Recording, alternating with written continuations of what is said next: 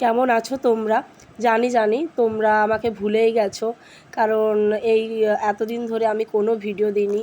এই গত কয়েক মাসের মধ্যে জীবন পুরো এলোমেলো ওলটপালট হয়ে গিয়েছে। আমার শ্বশুরমশাই আজ হলো 1 মাসের ওপর হয়ে গেল তিনি মারা গিয়েছেন।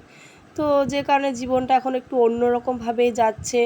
এর মধ্যেও অনেক কিছু চেঞ্জ হয়ে গিয়েছে। এখন যেমন বাড়িতে একাই থাকা হয়, দিদি ওরাও নেই। তো ওরা কি কোথায় গেছে না গেছে পরে জানাবো একদিন সময় করে। আর ইদানিং কাজেরও খুব চাপ বেড়ে গিয়েছে।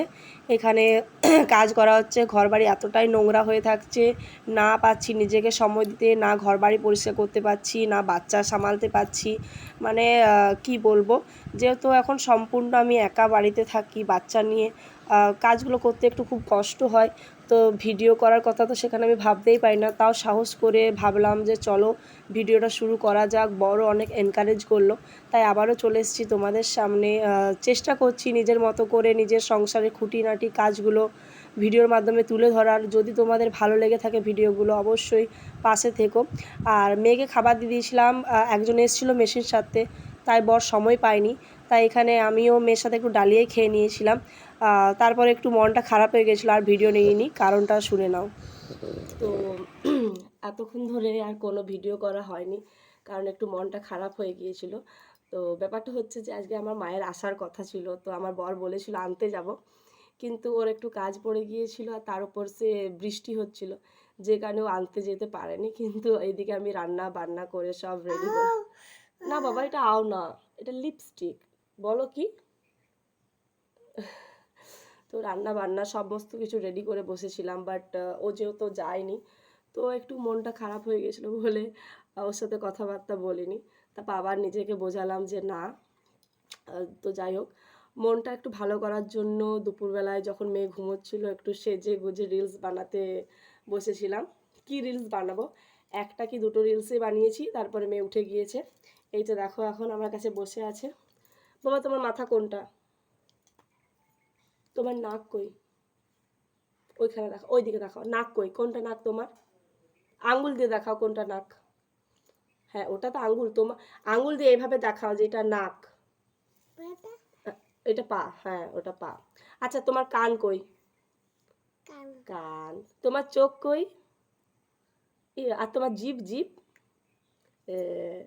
আর বাবুরাম সাপুরে বলো, বলো আমাকে একটা হাম্পি দিয়ে দাও। তুমি আমাকে ভালোবাসো, কতটা ভালোবাসো, কতটা, অত ভালোবাসো। আচ্ছা প্রমিস করো, প্রমিস, বলো লাইক, এইদিকে বলো, বলো লাইক। এটা বলছো না, তুমি কি দেখছো? হুম, রোদ দেখছো তুমি? তো আমরা এখন মা মেয়ে এই যে ছাদে বসে আছি, যদিও বাইরে রোদ আছে। ওর বাবা যেহেতু রুমে ঘুমোচ্ছে, ডিস্টার্ব হবে, তাই আমরা ছাদে বসে ভিডিও বানাচ্ছি গরমের মধ্যে। আর এই যে মেয়ে রোদ দেখছে। চেষ্টা করছি রেগুলার ভিডিও বানানোর, কিন্তু হচ্ছে না। ওর বাবাও বলে যে ভিডিও যদি বানাবে রেগুলার করো, কিন্তু হয়ে ওঠে না, যেহেতু ছোট বাচ্চা। আর একটা জিনিস কি তোমাদের সাথে পরে পরে শেয়ার করব, এখন বলতে গেলে আমি পুরো সম্পূর্ণ বাচ্চা নিয়ে ঘরে একাই থাকি, দিদি ওরাও থাকে না, ঠিক আছে। তো একেবারে একা হয়ে গিয়েছি, এখন মন সবসময় ভালোও থাকে না, যে কারণে একটু ভিডিওটা করার আরোই বিশেষ করে চেষ্টা করছি মনটাকে ভালো রাখার জন্য। শরীরও খুব একটা সুস্থ নেই।